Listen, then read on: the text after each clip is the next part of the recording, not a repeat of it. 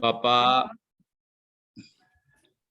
Profesor yang saya hormati, Bapak Doktor yang saya hormati, pertama-tama marilah kita menjadikan puji syukur kehadirat Allah SWT, karena dengan berkat rahmat dan karunia-Nya pada siang hari ini kita masih diberi kekuatan, kesehatan, keselamatan, sehingga kita masih bisa bersilaturahmi walaupun lewat Zoom dalam rangka perkuliahan mata kuliah dasar-dasar manajemen pendidikan Islam.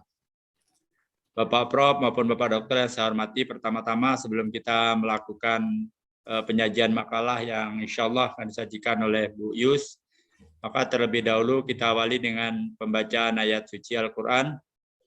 Untuk pembacaan ayat suci Al-Quran pada hari ini kami minta ke Pak siapa yang sudah siapa Pak Mahfud. Pak Mahfud. Kepada Pak Mahfud dipersilakan.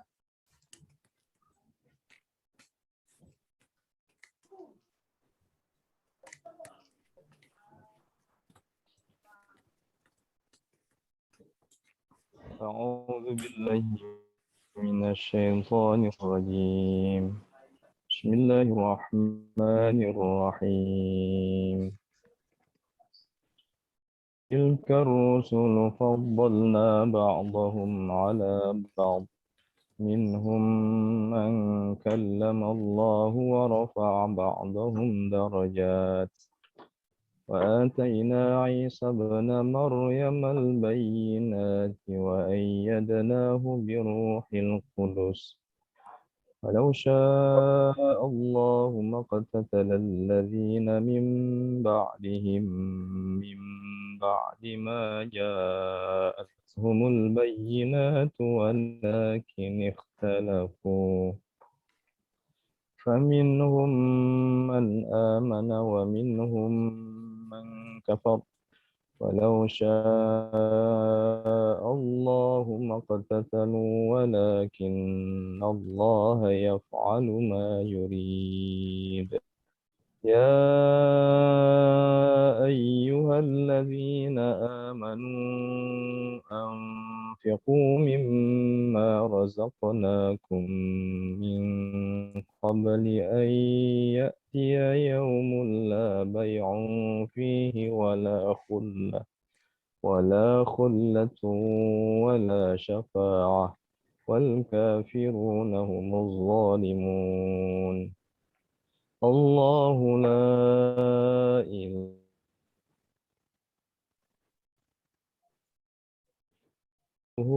سنة ولا نوم له ما في السماوات وما في الأرض من ذا الذي يشفع عنده إلا بإذنه يعلم ما بين أيديهم وما خلفهم ولا يحيطون بشيء من علمه إلا بما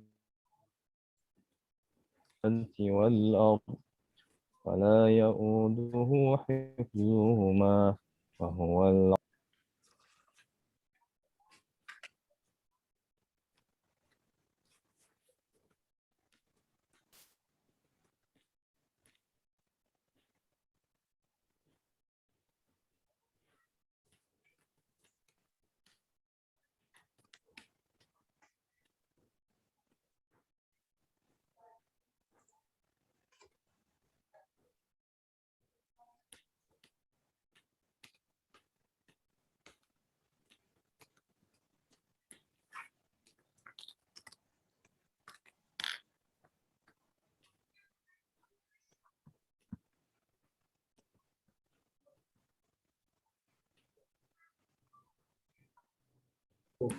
Terima kasih kepada Pak Mahfud karena sinyal putus ya, karena hubungan kita putus.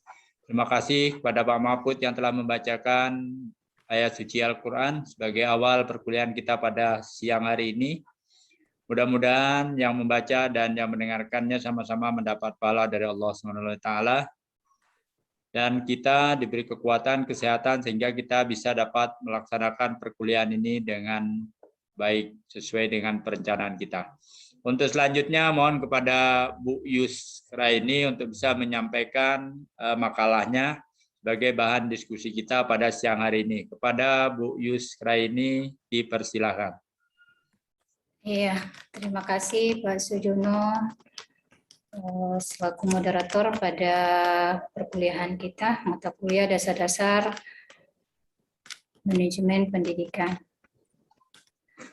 Yang terhormat Bapak dosen pengampu yang hadir pada pertemuan ini adalah Pak Dr. Salahuddin.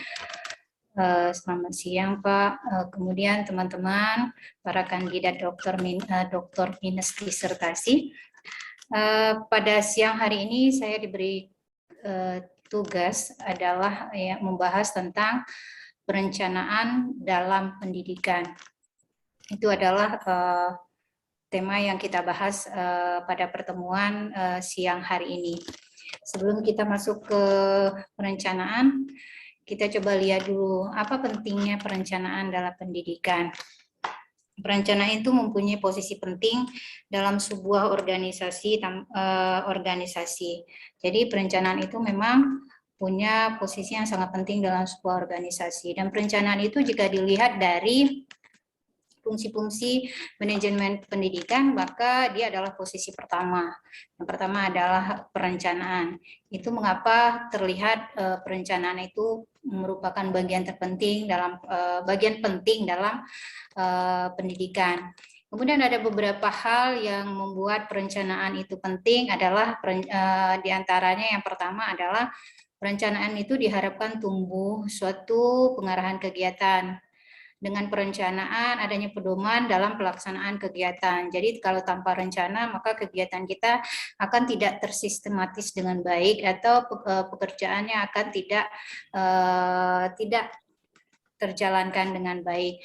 Kemudian mengapa perencanaan itu penting dalam pendidikan? Yang kedua adalah perencanaan itu dapat dilakukan suatu perkiraan. Jadi perencanaan itu merupakan perkiraan yang akan kita kerjakan ke depannya. Itulah yang disebut mengapa pentingnya perencanaan.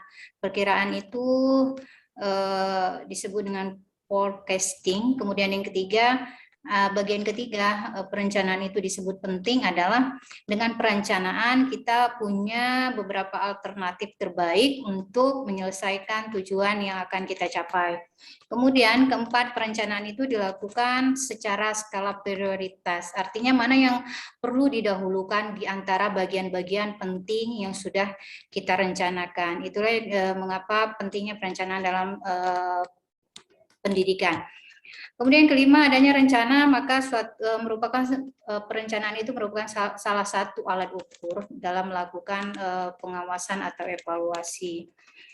Kemudian ada konsep perencanaan. Perencanaan itu berasal dari bahasa Inggris disebut plan, artinya rencana, rancangan, maksud, atau niat.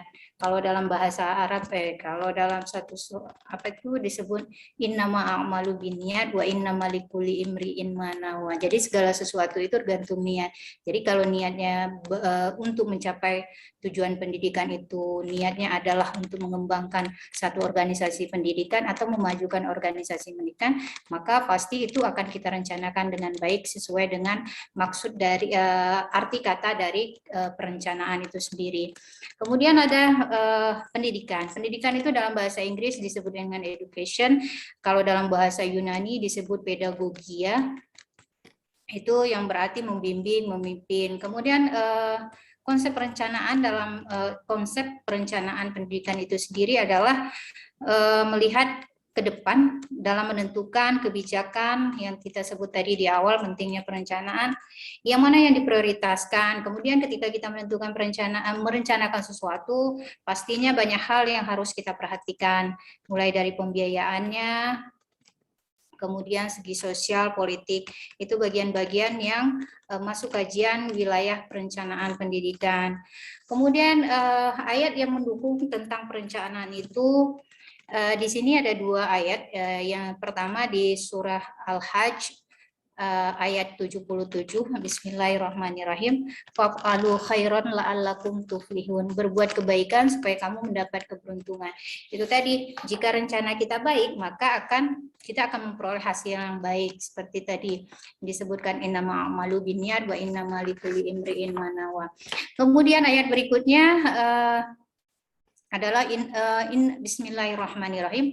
Innallaha ya'muru bil adli wal ihsan wa ita izil qurba wa yanha 'anil fahsya'i wal munkar wa baghi yu'izukum la'allakum tazakkarun.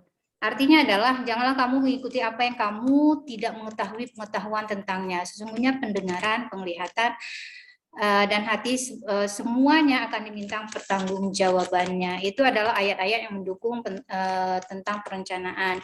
Kemudian unsur apa saja yang harus dimiliki dalam perencanaan? Ada 5W 1H. 5W 1H itu adalah ada apa dalam orang menyebutnya what, when, why, where, who, dan how. Itu adalah unsur-unsur yang ada dalam perencanaan. Kemudian kita lanjut lagi, ada ruang lingkup perencanaan. Salah satunya saya mengambil pendapatnya Sarifuddin Saud, bahwasanya ruang lingkup dari perencanaan itu kajiannya membangun pendidikan sebagai titik berangkatnya perencanaan. Kemudian rumusan tentang tujuan perencanaan pendidikan merupakan arah yang harus dijadikan dalam kegiatan. Jadi ketika kita merencana sesuatu, maka kegiatan itu harus tahu dulu arahnya akan kemana, maka baru kita merencanakannya. Kemudian adalah scheduling, itu masuk bagian ruang lingkup dari perencanaan. Kemudian ada tujuan, banyak tujuannya. Saya coba baca saja satu persatu. Kemudian ada tujuannya menjelaskan. Jadi tujuan dari perencanaan itu adalah ingin mencapai tujuan yang sudah direncanakan. Kemudian yang kedua, memberi pegangan dalam menetap kegiatan-kegiatan yang harus dilakukan untuk mencapai tujuan tersebut. Jadi ketika punya tujuan, apa kegiatan yang harus dikerjakan sehingga tujuan itu bisa tercapai. Nah, itu masuk kajian tujuan perencanaan. Kemudian organisasi memperoleh standar sumber daya. Sumber daya itu bisa sumber daya manusia, sumber daya alam, dan sumber daya yang lainnya. Dan setiap sumber daya di dalam organisasi, khususnya organisasi pendidikan, pastinya punya tugas-tugas pokok tersendiri atau job description-nya. Kalau di dalam setiap organisasi pasti setiap orang punya tugasnya masing-masing. Kemudian tujuan berikutnya dari tujuan perencanaan itu adalah kewenangan dan tanggung jawab seluruh pelaksana. Karena tadi sudah diberikan tugasnya masing-masing, maka setiap tugas itu ada unsur tanggung jawab yang harus dipikul oleh pelaksana dari organisasi tersebut, atau kita sebut dengan karyawan atau tenaga kependidikan jika kita kajinya ke sekolah. Maka setelah mereka punya rincian pekerjaan, maka ada tanggung jawab yang harus mereka kerjakan dari rincian-rincian pekerjaan itu. Kemudian yang berikutnya, tujuan dari perencanaan itu adalah dengan adanya perencanaan kita bisa mengukur keberhasilan dari tujuan yang ingin kita capai yang sudah kita tentukan langkah-langkahnya tadi. Itu adalah bagian dari tujuan perencanaan. Yang berikutnya, memungkinkan terpeliharanya persesuaian antara internal dengan situasi eksternal. Kemudian menghindari pemborosan. Artinya kita menyesuaikan biaya yang kita miliki, jika memang biayanya tidak banyak, maka rencananya juga artinya disesuaikan antara biaya budgetnya dengan rencana yang ingin kita capai. Itu adalah dari tujuan perencanaan. Kemudian ada manfaatnya. Kita lanjut, berikutnya adalah sejarah. Ya, sejarah perencanaan pendidikan. Jika dilihat dari konteks perkembangan sejarah perencanaan pendidikan itu dimulai pada abad ke-19 pada tahun 1923 pada Perang Dunia Kedua, perencanaan pendidikan itu sudah disosialisasikan pada tahun 1923, tepatnya adalah di negara Uni Soviet. Kemudian dilakukan adalah pada tahun 1929, proses yang cukup panjang dari mulai sosialisasi sampai diterapkannya perencanaan pendidikan. Kemudian pada tahun 1923 tertuang perencanaan pembangunan 5 tahun yang dibahas di Perang Dunia Kedua di Uni Soviet itu. Pembangunan 5 tahun yang dimaksud di sini adalah menciptakan masyarakat baru dalam bentuk rencana 5 tahun pertama pemuda Uni Soviet. Itulah awal atau cikal bakal dari perencanaan pendidikan jika lihat dari konteks perkembangan sejarah dari perencanaan itu. Kemudian pada tahun 1929 perencanaan pendidikan itu bergeser lagi, muncul lagi di negara Prancis. Kemudian pada tahun 1933 maka lahir lagi perencanaan di negara Amerika Serikat yang dikenal dengan New Deal Planning. Kemudian pada lanjut lagi 1 tahun berikutnya muncul lagi perencanaan pendidikan itu dengan tema Tardieu Plan, kemudian Marcuse Plan. Kemudian pada tahun 1941 dikenal dengan Wahlen Plan for Agriculture. Itu adalah perencanaan pendidikan. Kemudian ketika kita lihat perencanaan pendidikan di Indonesia, itu sesuai dengan Repelita sampai tahun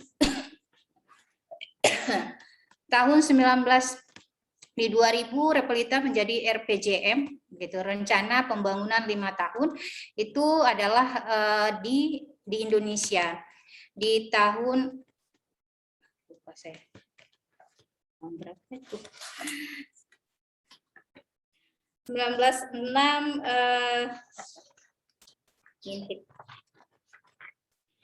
Repelita itu dimulai dari tahun 1967, berakhirnya pada tahun 1998.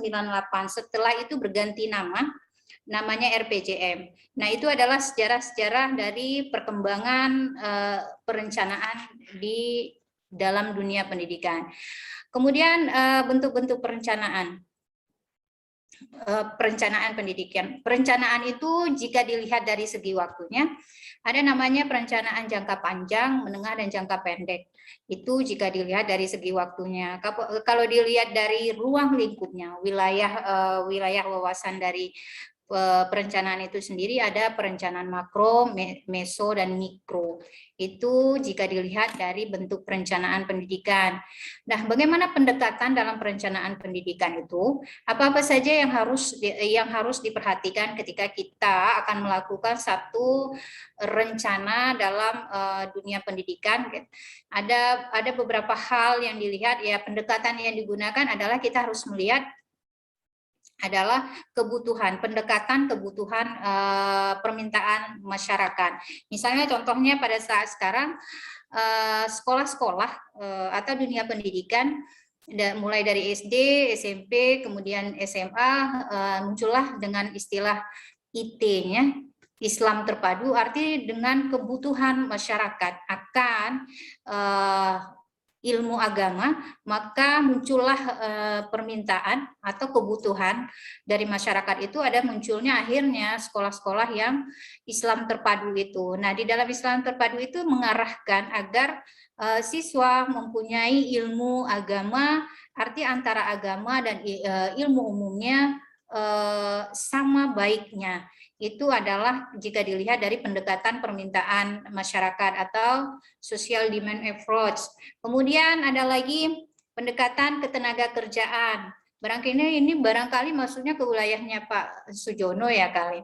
Jadi satu organisasi pendidikan atau sekolah itu pastinya ada tujuan yang ingin dicapainya tadi, karena perencanaan itu adalah ingin mencapai satu tujuan.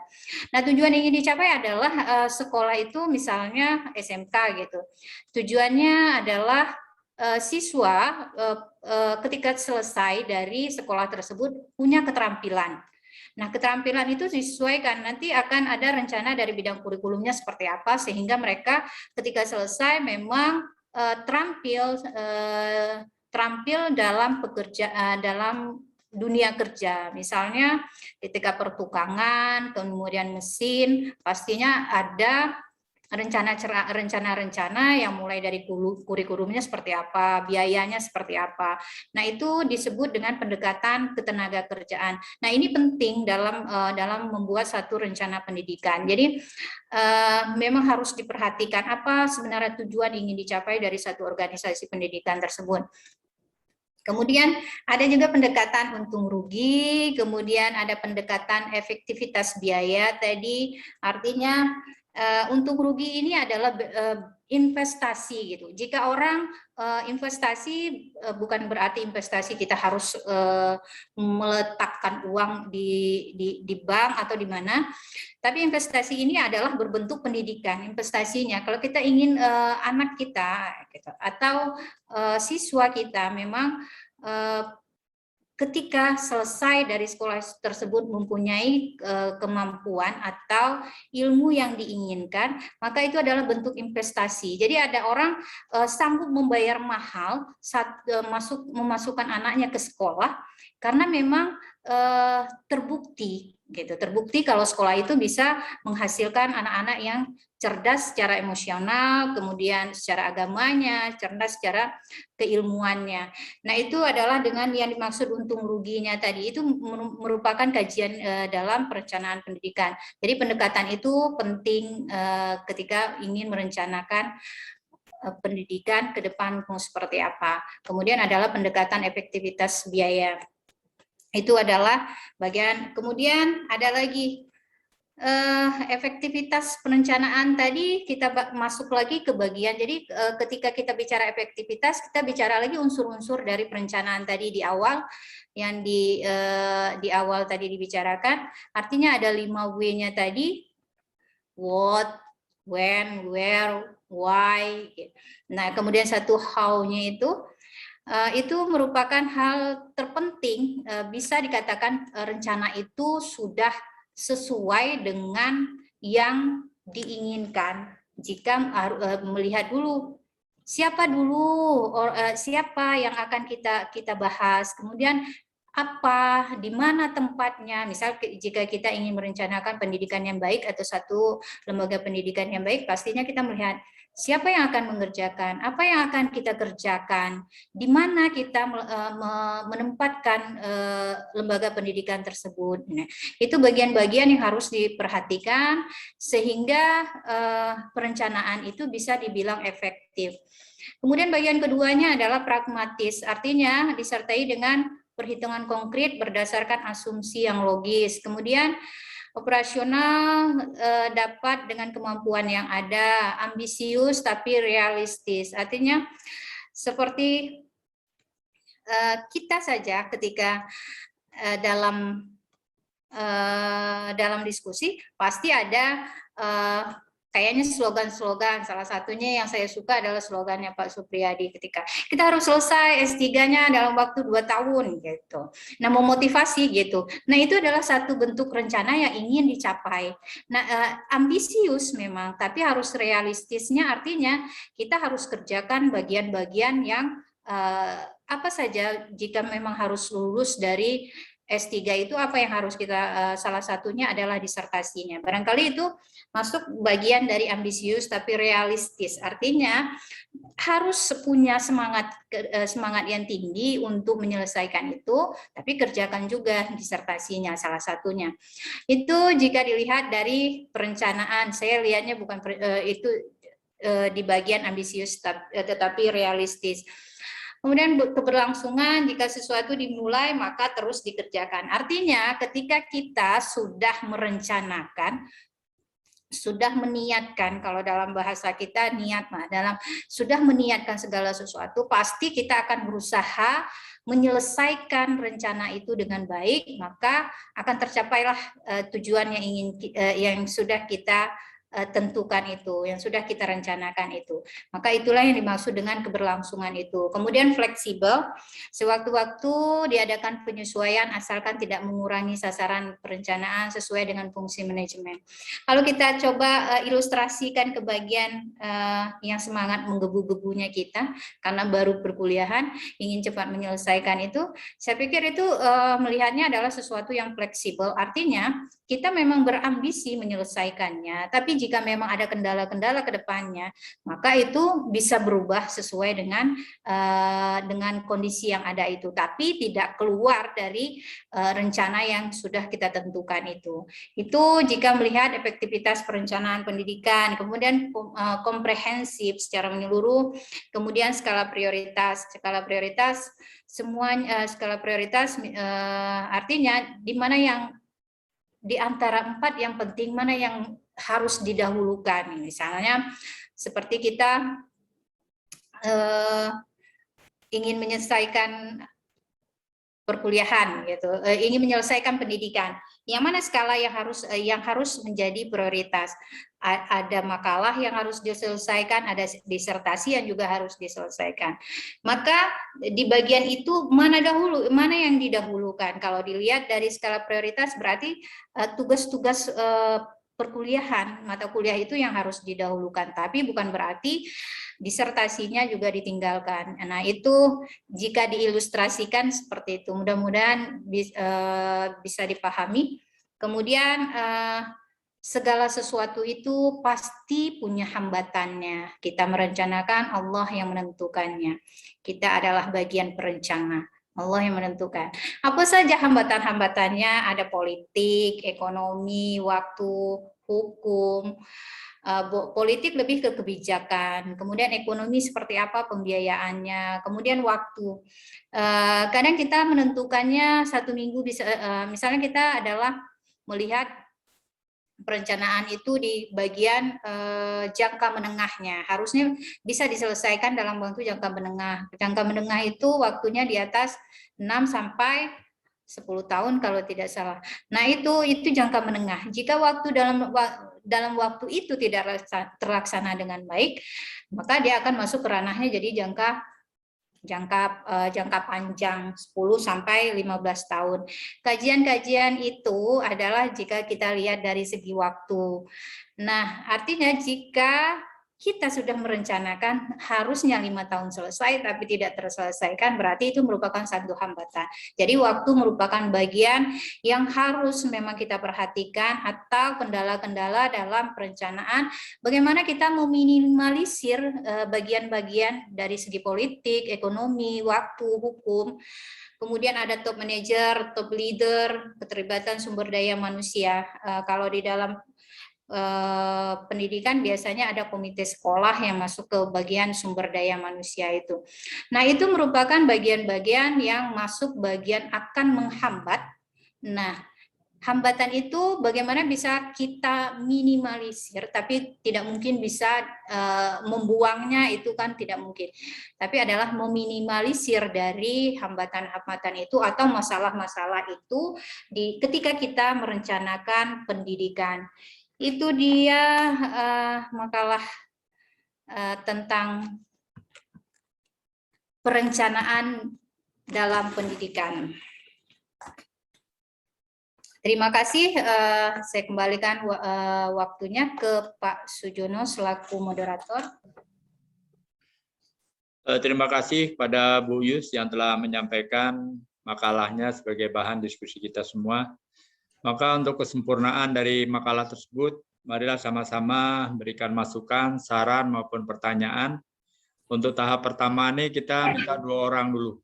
Pada Bapak Ibu, untuk pertama ini silakan 2 orang, dan nanti kita mohon bantuan Pak Doktor untuk mengulasnya setelah dijelaskan oleh Bu Yusra ini. Pada Bapak Ibu dipersilakan Bapak Ibu. Izin Pak, Umay. Ya. Bu Umay, silakan Bu Umay. Bismillahirrahmanirrahim. Assalamualaikum warahmatullahi wabarakatuh. Waalaikumsalam. Waalaikumsalam warahmatullahi wabarakatuh. Terima kasih kepada Pak Sujono selaku moderator pada siang hari ini.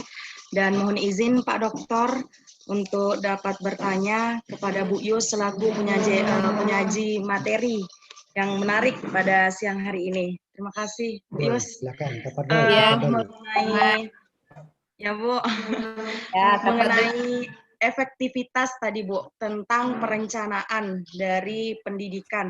Nah, bagian poin terakhir Umay tertarik untuk membahas tentang skala prioritas. Di mana sebenarnya ketika skala prioritas ini mampu kita tentukan secara baik, maka pendidikan seharusnya dapat berjalan secara efektif. Nah, bagaimana skalanya? Seharusnya masyarakat dapat terlibat di dalamnya. Kemudian peserta didik pun seharusnya dapat dilibatkan dalam menentukan tujuan dari perencanaan agar pendidikan dapat berjalan secara maksimal seperti itu, Bu. Nah, faktanya di lapangan sampai mana peran peserta didik ini, apakah sudah terlaksana bahwa peserta didik pun sudah dilibatkan di proses penentuan skala prioritas dalam perencanaan, atau sebenarnya problematika pendidikan saat ini terjadi karena peserta didik sebenarnya belum dilibatkan secara maksimal dalam proses perencanaan. Artinya begini Bu, yang Umay lihat bahwa peserta didik hanya dijadikan sebagai objek, bahwa peserta didik harus diginikan, peserta didik harus mencapai tujuan ini, tanpa kita tahu yang menjadi kebutuhan dari peserta didik berdasarkan sumber subjeknya, yaitu peserta didik itu sendiri. Demikian Bu yang Umay sampaikan, mohon tanggapannya kepada Bu Yus. Saya kembalikan kepada Pak Sujono. Terima kasih. Terima Assalamualaikum. kasih. Waalaikumsalam warahmatullahi wabarakatuh. Terima kasih Bu yang telah memberikan masukan untuk yang pertama. Kemudian satu lagi Bapak Ibu.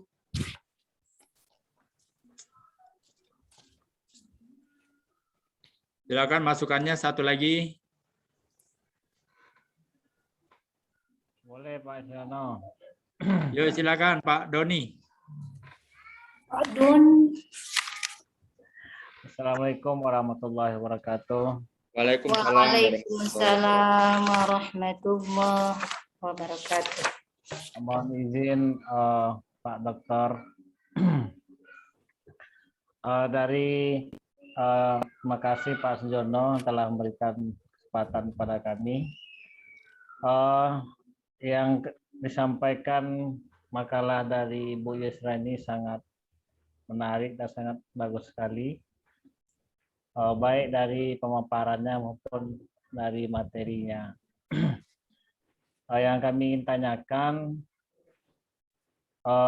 seberapa penting proses perencanaan ini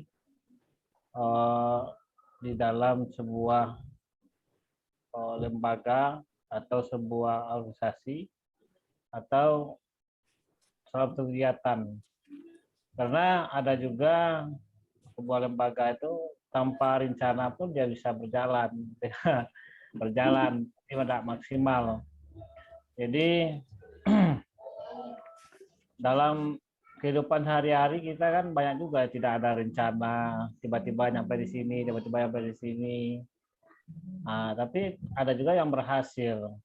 Ada orang yang berencana, betul-betul rencana, tapi tidak juga sampai tujuannya. Jadi yang kami ingin tanyakan, seberapa penting perencanaan ini dilakukan oleh suatu organisasi atau untuk mencapai sebuah tujuan. Itu aja Bu Yusra ini. Terima kasih pada Pak Doni yang telah menanyakan. Yang pertama Bu Yus, mungkin dari Ibu Mai, yaitu skala prioritas. Jadi dalam menentukan skala prioritas itu gimana peran serta siswa dan orang tua khususnya. Jadi mohon nanti ulasannya. Yang kedua, Pak Doni, seberapa jauh pentingnya perencanaan dalam ketercapaian suatu kegiatan. Ya, mohon kepada Bu Yus untuk bisa memberikan penjelasannya pertama kali kepada Bu Mai. Persilakan oleh Bu Yus. Iya, saya ke Pak Doni dulu ya, Bu Mai nanti ya, Mai ya. Ya, silakan. Kita coba ke Pak Doni. Kata Pak Doni kan tadi ada juga orang yang mengerjakan sesuatu tanpa rencana, tapi berhasil juga gitu, itu kan ya. Yang Ya. saya ambil kata kuncinya adalah seperti itu. Sebenarnya kita semuanya dalam kehidupan sehari-hari, kita coba yang paling gampang lah. Dalam kehidupan sehari-hari atau kita sebagai pendidik, ketika mengajar kan punya yang namanya apa RP, kalau di perguruan tinggi disebut dengan RPS ya, rencana, tetap rencana kan. Kalau ketika mengajar di tingkat aliyah atau sanawiyah dan seterusnya, itu ada RPP namanya ya Pak ya. Ya. Nah, rencana juga kan, itu tadi rencana itu kan tatarannya operasional, artinya tatarannya di atas kertas. Oh harusnya yang pertama pendahuluan misalnya, yang kedua pembahasan, ketiga kesimpulan misalnya. Nah, rencana itu tatarannya di atas kertas, tapi bukan berarti di lapangan tadi kita tidak punya permasalahan-permasalahan, pasti muncul permasalahan tadi. Kadang-kadang dari 5 rencana yang kita buat, tidak kelima-limanya dapat diselesaikan gitu. Ada bagiannya yang tertinggalkan, misalnya ketika kita mengajar saja, ada bagiannya yang tertinggalkan atau tidak terkerjakan dari bagian-bagian tersebut. Jadi ketika Pak Doni bilang tanpa rencana pun orang bisa maju, tidak. Pasti orang punya rencana hidup ini. Ketika Pak Doni ambil S3 pasti punya, ada rencana dari awal kan, sudah mikirin berapa biayanya, bagaimana nanti perkuliahannya, jika daring seperti apa, jika luring nanti juga seperti apa akan dikerjakan. Itu sebenarnya masuk rencana, tapi kadang-kadang kalau kita kan tidak di atas kertas, cuma kadang ide-nya. Tetap ada rencananya, tapi tidak tatarannya yang seperti di lembaga pendidikan yang memang dibuat sebaik mungkin, bagaimana pembiayaannya, apa yang harus dikerjakan per semesternya gitu. Nah, itu penting dalam satu organisasi pendidikan, itu sangat penting. Kalau tidak ada rencana, bagaimana kita tahu akan berhasil atau tidaknya pekerjaan kita? Orang kita tidak punya rencana kok berhasil gitu. Berhasilnya kenapa gitu. Nah, itu perlu. Sama juga tadi yang kita lihat dari itu hadis apa mahfuzat ya Pak? Mahfuz saya lupa. Yang innama a'malu binniyat. Jadi segala pekerjaan itu tergantung kepada niatnya. Dan apa yang kita niat itulah yang kita peroleh hasilnya gitu. Jadi kalau Pak Doni berniat masuk S3 bisa jadi profesor, itu kan lucu, artinya antara rencana dengan hasilnya beda. Harusnya kalau masuk S3 pastinya dapatnya doktor gitu. Nah, itu jika dilihat. Kalau Pak Doni bilang tanpa rencana kita juga akan berhasil. Iya. Karena maksud saya tuh memang tidak tatarannya di atas kertas, tapi kalau wilayahnya kajiannya adalah satu organisasi, karena organisasi itu ada 2 orang, itu sudah disebut disebut organisasi. Jika ada 2 orang di dalam satu wadah itu, maka dia disebut adalah organisasi. Nah, jika itu dilihat, maka yang pendapatnya, perspektifnya Pak Doni itu jadi terkalahkan gitu. Tidak mungkin kan kita tidak punya rencana di dalam hidup ini, pasti punya rencana. Kemudian kita coba hubungkan di bagiannya Umay gitu kan. Harusnya skala prioritas tadi ya Umay ya, kajiannya adalah dimulai dari cerita skala prioritas. Mana yang harus didahulukan di antara itu. Kemudian muncul permasalahan, jarang sekali siswa kan Umay ya kajiannya, siswa diikut dalam perencanaan. Memang siswa tidak diikutkan dalam menentukan perencanaan, bukan siswanya yang dimasuk, tapi bagian-bagian siswa itu dimasuk dalam kajian perencanaan, misalnya dari kurikulum. Misalnya sekolah itu tujuannya seperti sekarang adalah lebih ke ketika mereka sainsnya kuat, maka diinginkan juga religinya juga kuat, artinya agamanya juga kuat. Jadi imbang antara ilmu sains dan ilmu agamanya itu imbang. Kemudian sekarang kita mencampurnya adalah sekolah-sekolah tahfiz, artinya di sekolah IT itu maka kajiannya adalah bisa hafal di juz 30-nya. Nah, itu adalah kajiannya. Nah, yang mau dilihat itu ketika merencanakan bisa mereka hafal itu sebenarnya perencanaannya adalah melihat siswanya. Memang bukan siswa yang diajak untuk merencanakan, tapi yang diperhatikan itu adalah kebutuhan siswa. Bagaimana bisa mereka hafal juz 30 itu seperti apa langkah-langkahnya gitu. Misalnya di kelas 1 atau di kelas 8 mereka harus hafal berapa surah, kemudian di semester 1-nya. Kemudian semester 2-nya mereka harus hafal berapa surah, dan sampai berakhirnya mereka selesai di satu tingkat pendidikan itu, mereka hafal di satu juz itu, juz 30-nya. Nah, caranya bagaimana? Nah, itulah yang maksud bagian perencanaan tadi, bukan membawa siswa ikut dalam proses rapat merencanakan sesuatu, pasti tidaklah, Umay. Tapi siswa merupakan kajian agar perencanaan itu masuk dalam kajian perencanaan, bagaimana siswa bisa memperoleh ilmu ataupun tujuan yang ingin dicapai dari lembaga pendidikan itu. Jadi memang siswa adalah sebagai objeknya. Gitu, Umay, kira-kira cocok tidak, Umay? Terima kasih Bu Yus yang telah memberikan masukan baik untuk Pak Doni maupun Bu Mai ya. Maka kalau belum pas, mungkin sebelum kepada Pak Doktor, mungkin ada teman yang bisa memberikan saran untuk melengkapi jawaban Bu Yus sebelum diulas oleh Pak Doktor. Pak Mahfud mungkin bisa menambahkan? Di sana masih hujan dah Pak? Hujan dah? Jelas tak suaranya? Hujan Pak. Jelas, Pak. Hujan ya, oke. Mungkin saya ambil alih saja ya. Ya, silakan Pak. Terima kasih banyak Pak. Pertama, kita berikan apresiasi kepada Ibu Yusraini yang telah mempresentasikan makalahnya yang cukup luar biasa.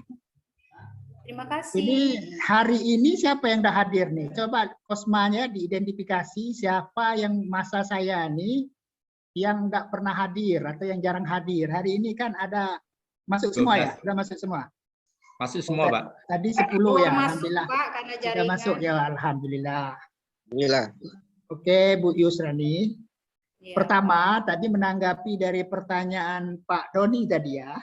Ya. Pak Doni, itu memang itulah adanya. Bahwa dalam setiap aktivitas sebenarnya itu tidak ada yang tidak ada rencana. Ya. Tapi rencana itu kadang-kadang tertulis, kadang-kadang tersirat. Kalau kita merujuk kepada definisi perencanaan misalnya.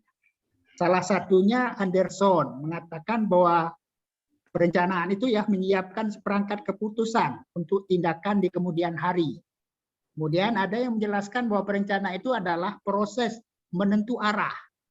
Ada lagi yang mengatakan perencanaan pendidikan itu ialah proses melihat ke depan dalam menentu kebijaksanaan, prioritas, biaya, sistem, dan pendidikan. Itu Pak. Jadi kalau kita lihat dari definisi-definisi yang diutarakan ini, tidak ada aktivitas yang tidak punya rencana. Semuanya itu ada rencana. Rencana itu kalau menurut hemat saya itu merupakan ruh dari aktivitas. Karena dengan perencanaan yang baik itu akan memberi arah tujuan yang jelas. Akan menentukan apakah tujuan itu bisa tercapai atau tidak bisa tercapai.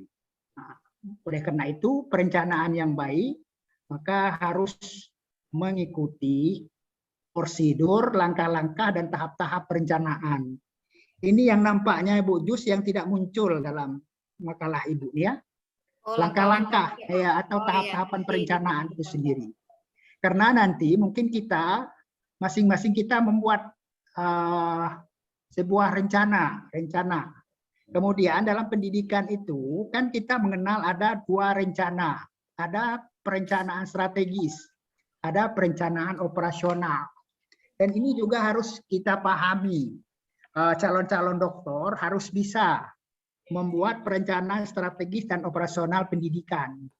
Itu sudah muncul lah kira-kira tadi Bu Jus, perencana strategis, perencana operasional pendidikan. Di makalah namanya Ya, tapi di Ada. bagian ada Pak. Ada ya. Jadi itu perencanaan strategis itu apa saja ya menyangkut penetapan kebijakan, kebijakan yang diambil, pendekatan yang dipakai, tujuan dan sasaran pendidikan. Kemudian perencanaan operasional itu apa? Berkaitan dengan penetapan alternatif, upaya yang dipakai dalam merealisasikan tujuan.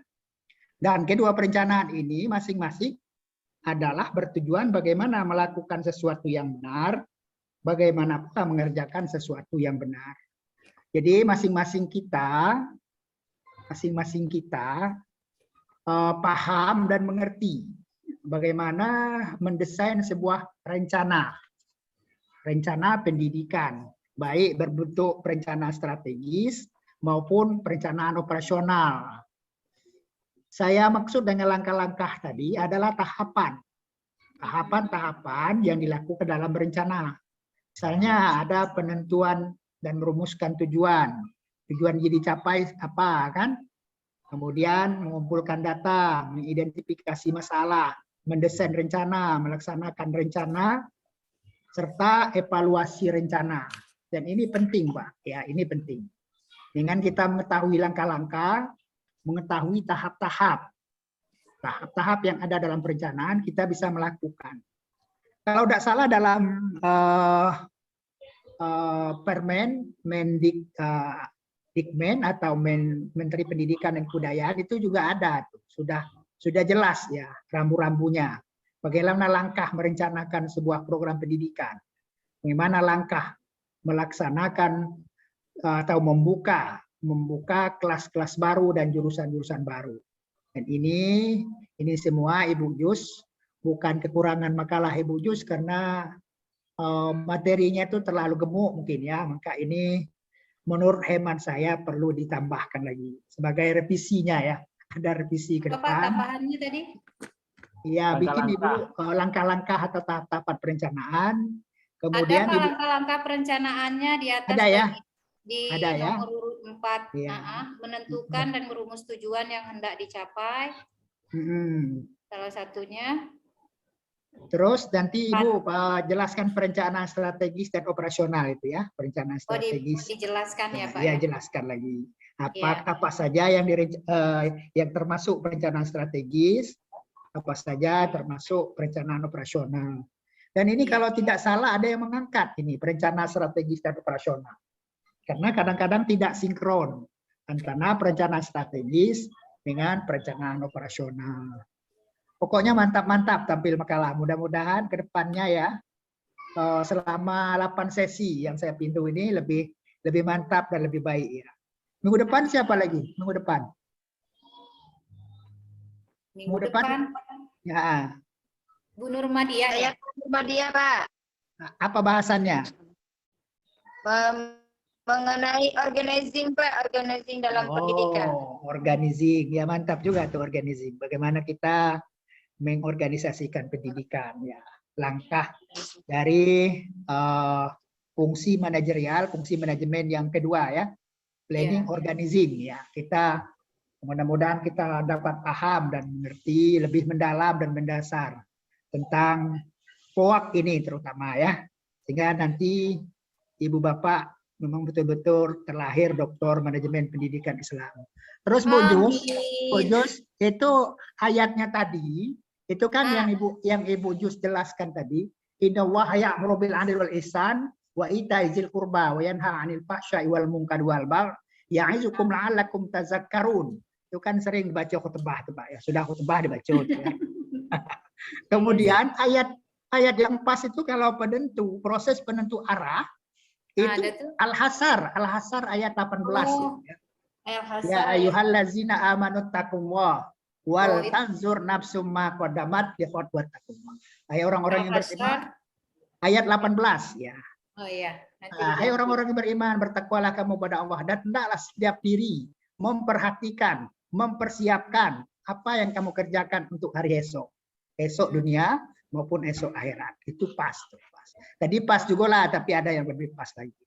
Kemudian hadisnya itu ya, Hadisnya itu dalam hadis arba'in tuh, Bu. Hadis pertama tuh panjang tuh. Innamal a'malu binniyat wa innamal likulli imri'in ma nawa. Faman kana hijratuhu ila Allah wa rasulihi wa hijratuhu ila Allah wa rasulihi. Faman kana hijratuhu aw imra'atu yang kuha fankihu manakah abaukum. Itu panjang sekali tuh hadisnya. Cuma Hadis- hafal bagian depannya, Be. Iya, hadis arba'in. Kalau kita pesantren tuh hafal tuh Pak, 40 hadis tuh. Innamal a'mal. Sesungguhnya seseorang itu akan mendapat apa yang diniatkan. Perbuatan itu sesuai dengan apa yang diniatkan. Bisa itu berawal dari perencanaan. Kalau perencanaannya baik, perencanaannya matang, insya Allah hasilnya juga akan baik. Termasuk Bapak Ibu juga direncanakan betul ya. Harus menggunakan analisis SWOT-nya ya. Ini semester 1 masih semangat Pak. Ini semester 3 lah mulai agak kendur. Mumpung masih semangat Pak, silakan Pak. Silakan Bapak garap disertasinya cepat ya. Ya, supaya lebih cepat, lebih baik. Ya Pak Siono. Oke, ada lagi kira-kira yang kita diskusikan? Pak Yang Supriyadi. Pak, maaf, Ya, silakan. Pak Dokter. Ya, silakan Pak Doni. Sangat menarik sekali apa yang Bapak sampaikan tadi. Di kami masih bingung mengartikan administrasi dengan manajemen. Ya. Apa bedanya manajemen dengan administrasi? Kadang-kadang orang bisa menyatu sama manajemen dengan administrasi sama katanya. Ya, oke. Ini kajian Pak Supriyadi ini. Coba Pak Supriyadi bisa memberi sebelum saya tanggapi. Pak Supriyadi, beda manajemen dengan administrasi. Jadi Pak Dokter, ini kan Ya. kemarin itu dibahas juga tentang manajemen, beda manajemen dan administrasi. Ya. Ternyata ada pembahasan bahwasanya administrasi itu yaitu manajemen. Nah, itu juga bingung juga Pak Dokter ini ada beberapa literatur yang Supri baca itu bahwasanya administrasi itu adalah bagian dari manajemen. Nah, manajemen itu adalah administrasi. Tapi kalau menurut Supri pribadi sebenarnya manajemen itu konteksnya lebih besar. Soalnya manajemen itu menyangkut POAC, Planning, Organizing, Actuating, and Controlling. Nah, kalau administrasi itu kan letaknya di mana Pak Dokter? Ini mungkin minta pencerahan juga Pak Dokter. Oke, Pak Supriyadi. Mantap Pak Supriyadi. Sebenarnya itu juga yang ingin saya jelaskan. Administrasi itu kan dalam skup yang lebih kecil. Itu ada tidak semua ahli manajemen yang berkata seperti itu. Namanya pendapat. Tidak. Dia mengatakan administrasi itu ruang lingkupnya kayak tata usahaan. Jadi soal menyurat, surat masuk, surat keluar, kemudian pengarsipannya. Kalau manajemen itu memang ruang lingkupnya itu lebih besar. Ya, menyangkut pelaksanaan fungsi-fungsi manajemen. Salah satunya adalah yang 4 POAK itu. Tapi pendapat ini dipahami ada dimaklumi oleh ahli manajemen bahwa administrasi itu ruang lingkupnya sangat kaku dan sempit, sedangkan manajemen itu lebih luas ya, luas. Yang saya katakan tadi, kebanyakan buku mengulaskan bahwa administrasi itu berbicara tentang ketatausahaan, ketataalaksanaan. Ya, sedangkan manajemen berbicara jauh lebih jauh dan lebih dalam, lebih komprehensif ya, ketimbang manajemen. Ada juga yang mengatakan sama. Silakan sama beda. Yang jelas Bapak Ibu paham ruhnya itu sendiri, ya, ruhnya. Terutama ruhnya bagaimana seorang top manajer memfungsikan fungsi manajemen secara utuh, kemudian memahami apa saja yang termasuk sumber daya manajemen, kemudian juga Bapak Ibu dapat membuat perencanaan, merancang, mendesain perencanaan operasional dan strategis pendidikan dengan baik, sesuai dengan tahap dan langkah-langkah yang telah kita diskusikan. Itu intinya ya, Pak Doni ya. Pak Doni, ya. Memang itu sampai sekarang masih ada perdebatan. Gitu. Ya. Kemarin masih atau ada yang lain, silakan. Ada yang lain kan? Mungkin ada yang terbaca referensi yang lebih up to date atau yang terbaru, yang kira-kira itu menjadi ilmu bagi kita semua. Silakan Ada, Pak Junaidi. Ada tambahan? Ada Kalau tambahan? yang disampaikan Pak Dokter itu manajemen lebih luas Pak Dokter, kalau saya begitu. Iya, Tapi iya, kalau iya. ruang lingkupnya itu tadi, kalau 2 orang bilang dulu kan, urusan administrasi itu, berarti kan perkantoran seperti itu. Iya, oke, iya, oke, betul ya. Oke, Nurmadia, Ibu Nurmadia, apa kabar? Ini dia videonya aktif apa tidak nih? Iya, alhamdulillah ya, siap Bapak Ibu. Silakan di apa, Bapak Supriyadi bagian dokumentasi, silakan didokumenkan. Ya, silakan. Pak Supriyadi dan kawan-kawan yang lain juga nanti apa didesain ya kapan waktunya saya berakhir. Nanti dosen kedua ada dapat. Jadi kita sesuai dengan schedule atau jadwal yang telah ditetapkan. Kita akan ujiannya bulan 12 tuh. Tidak. Jadi jangan sampai nanti dosen kedua ada dapat waktu. Saya ada dua kelas yang dapat dosen kedua. Rata-rata dosen kedua itu tidak dapat waktu lagi. Kuliahnya padat sekali. Kenapa? Karena kita tidak merencanakan dari awal lebih baik. Ya. Jadi Bapak Ibu, kalau seandainya saya agak lambat-lambat dikit, silakan diskusi. Saya melihat perkembangan 3 makalah ini cukup luar biasa. Karena inti makalah itu betul, itu yang pertama kita harus mencari dulu kenapa itu penting. Itu semuanya berawal dari sana. Kemudian apa konsep yang terhubung dengan tema-tema yang diberikan. Kemudian juga RPS itu kan sangat membantu juga dalam rangka mengantarkan ibu bapak kepada pemahaman tema-tema atau judul-judul makalah yang telah diberikan. Oke Bapak Ibu, ada lagi yang ingin ditanyakan? Kalau tidak ada, Pak Suyono, silakan ditutup dengan membaca selawat Nariah. Ya, terima kasih Pak Dokter yang telah mengulas diskusi kita pada sore hari ini yang cukup bagus disampaikan oleh Bu Yus dan masukan dari Pak Dokter. Mungkin sebelum kita mengakhiri perkuliahan pada siang ini, mungkin Bu Yus bisa menyampaikan kesimpulannya. Pada Bu Yus dipersilakan, mungkin ada kesimpulan yang harus dimasukkan, baru kita tutup. Pada Bu Yus dipersilakan Bu Yus. Kesimpulan dari makalah kita hari ini, itu tadi saya ambil dari pembicaraannya Pak Dr. Salahuddin, bahwasanya setiap segala sesuatu itu pasti ada rencananya, baik itu yang tertulis maupun yang tidak tertulis. Seperti itu, diperkuat bahwasanya diperkuat dengan satu hadis tadi. Saya hanya hafal di awalnya saja, innama a'malu binniyat wa innamal likulli imri'in ma nawa. Iya. Jadi segala sesuatu itu memang harus ada niatnya. Nah, niat itu adalah disebut dengan rencana. Jadi apa yang kita niatkan, maka itu juga yang kita akan peroleh. Apa yang kita rencanakan, insya Allah rencana itu juga yang akan kita peroleh. Tapi sesuailah dengan kondisinya. Pasti ada hambatan sepanjang proses rencana itu dikerjakan. Itu dia kesimpulan makalah saya hari ini. Terima kasih. Saya kembali lagi ke Pak Sujono selaku moderator. Terima kasih kepada Bu Yus yang telah menyimpulkan hasil diskusi kita pada siang hari ini. Maka saya selaku pembawa acara, mohon maaf yang sebesar-besarnya apabila dalam penyampaian yang kurang berkenan. Dan terima kasih yang sebesar-besarnya kepada Pak Dokter yang telah mengulas perkuliahan kita pada siang hari ini.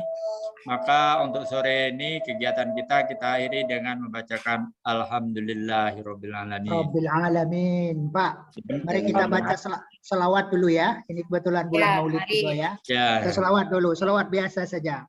Allahumma sholli ala Muhammad wa ala ali Sayyidina. Ali Sayyidina Muhammad. Allahumma sholli ala Ya ala Sayyidina Muhammad wa ala ali ali Sayyidina Muhammad. Allahumma sholli ala Ala Muhammad wa ala ali Sayyidina Sayyidina. Muhammad wa ala ali Sayyidina Muhammad. Walaupun liburnya besok Pak, tetap harinya maulidnya hari ini Pak. Mudah-mudahan kita liburnya Oh besok. iya, besok libur ya Pak salah ya. Oke, oke, terima kasih. Sampai ketemu minggu depan. Ya, Terima Pak. kasih, Pak Terima kasih. Dokter. Ya, terima kasih, Prof. Sama. Amin. Terima kasih. Ya. Assalamualaikum. Untuk selanjutnya kami persilakan pada Pak Supriyadi selaku Ketua Kelas, dan dari saya kita akhiri dengan wabillahi taufik wal hidayah. Wassalamualaikum warahmatullahi wabarakatuh. Waalaikumsalam warahmatullahi. Menarik kan itunya kajian Ibu Yus.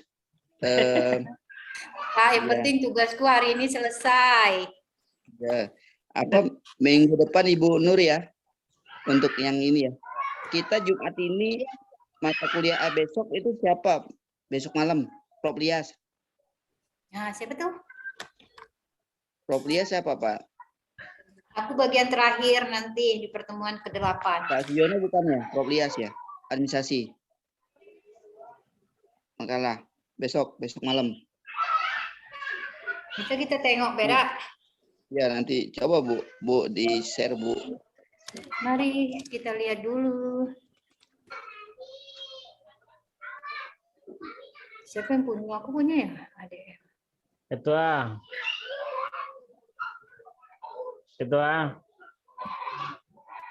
Ya, Ustaz.